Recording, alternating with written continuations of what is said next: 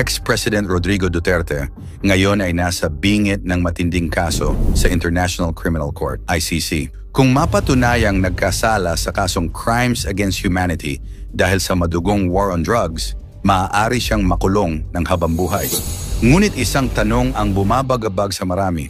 Posible ba ang parusang death penalty para kay Duterte?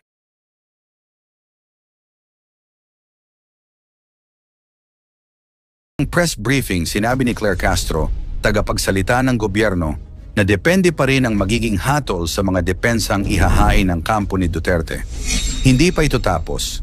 Maraming legal na hakbang pa ang maaring gawin, aniya.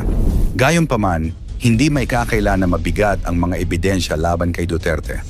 Ayon sa mga ulat, nasa 6,000 ang napatay base sa tala ng Philippine National Police, PNP, ngunit may ibang grupo na nagsasabing umabot ito sa 30,000. Samantala, sinubukan namang linawin ni Pangulong Ferdinand Marcos Jr. na ang pag-aresto kay Duterte ay hindi dahil sa ICC, kundi isang kahilingan mula sa Interpol. Ngunit kahit anong paliwanag pa ang gawin, hati ang opinyon ng mga Pilipino. May mga sumusuporta kay Duterte na tinawag itong isang iligal na hakbang, habang ang iba naman ay natuwa sa pag-usad ng kaso. Sa gitna ng lumalalang legal na laban ni Rodrigo Duterte, isang petisyon ang isinampa noong Marso 11, 2025, alas 4 ng hapon sa Korte Suprema. Si Duterte at dating PNP chief na ngayon Senador Ronald De La Rosa ay humiling ng Temporary Restraining Order, TRO, laban sa Executive Secretary Lucas Bersamin at iba pang opisyal. Agad itong inatasang iproseso ng Chief Justice at inupload sa website ng Supreme Court. Ngunit sa kabila ng isang matinding 74 na pahina na argumento, bigo ang petitioners na patunayan ang agarang pangangailangan para sa TRO. Bagamat walang TRO, inatasan ng SC ang mga respondent na sagutin ang petisyon sa loob ng 10 araw. Samantala, noong Marso 12, dalawang magkahiwalay na petisyon para sa writ of habeas corpus ang inihain naman ni Sebastian at Veronica Duterte na humihiling sa SC na obligahin ang gobyerno na ipresenta ang katawan ni Duterte at ipaliwanag ang legalidad ng kanyang pagkakakulong. Sa kabila ng lahat na ito, ang pag-aresto kay Duterte ay sinasabing nagpadala ng matinding mensahe na kahit ang makapangyarihang leader ay maaaring papanagutin sa kanilang mga ginawa, na posibleng magpatigil sa iba pang pag-abuso sa kapangyarihan. Gayon din, muling binuhay nito ang mainit na usapan tungkol sa papel ng ICC kontra sa soberanya ng mga bansa, isang isyong madalas ipaglaban ng mga non-member states gaya ng US, Russia at China. Ang korte ay umaasa sa 128 miyembro nito para sa pondo at pagpapatupad ng mga kautusan.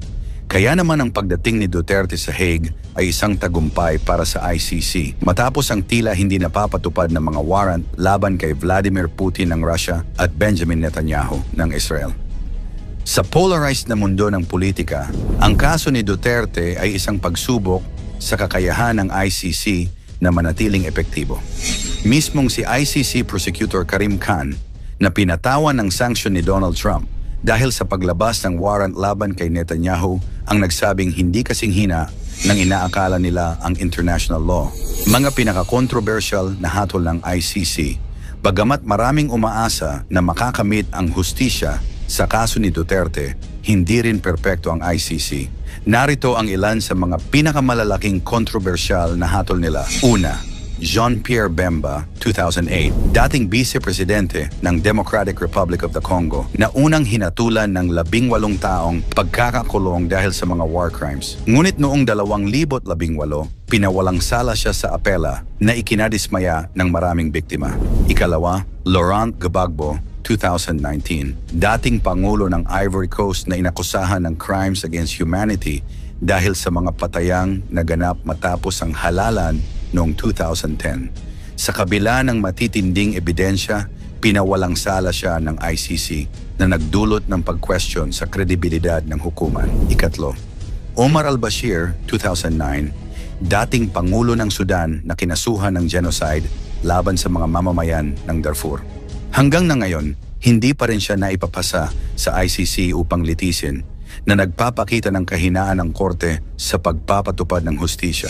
Dahil sa mga kasong ito, marami ang nagdududa kung talagang kayang magbigay ng hustisya ng ICC. Kung nagawa nilang pawalang sala ang ilang dating pinuno, posible rin kayang makalusot si Duterte. Ayon sa kampo ni Rodrigo Duterte, puspusan ang kanilang legal team sa paghahanap ng paraan upang mapalaya siya. Ayon sa kanilang argumento, walang sapat na batayan ng ICC upang panatilihin siyang nakakulong at kung may paglilitis mang magaganap, dapat itong isagawa sa Pilipinas, hindi sa ibang bansa. Subalit may hawak na matibay na legal na batayan ang ICC para sa temporary relay, isang pribilehiyong bihirang ibigay at kadalasang may mahigpit na kondisyon.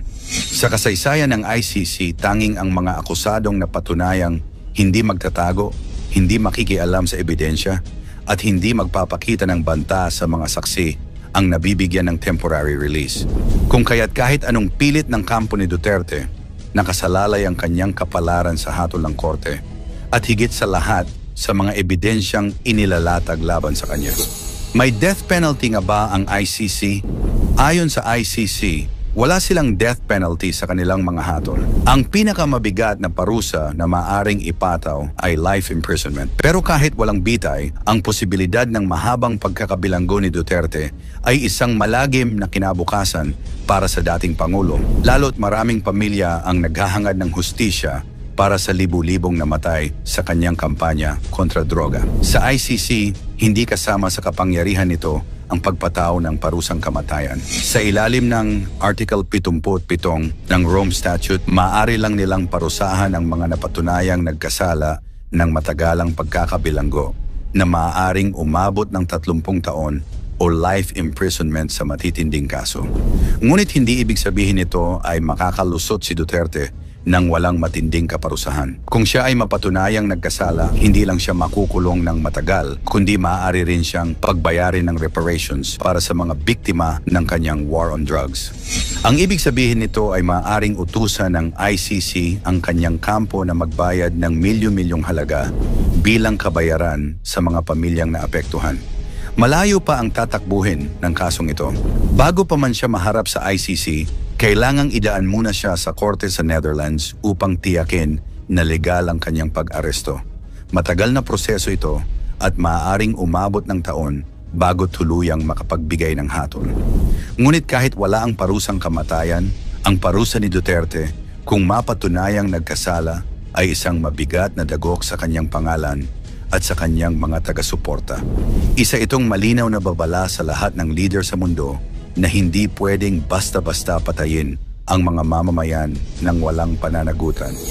Posible bang makulong si Duterte? Oo. Posible ba ang death penalty? Hindi. Pero sa kabila nito, ang pinakamahalagang tanong ay, magkakaroon ba ng tunay na hustisya para sa mga biktima? Ang kaso ni Duterte ay isang pagsubok hindi lang sa kanya, kundi sa buong sistema ng pandaigdigang hustisya. Sa huli, ang mga Pilipino ang huhusga kung sapat ba ang mga hakbang na ginagawa ng ICC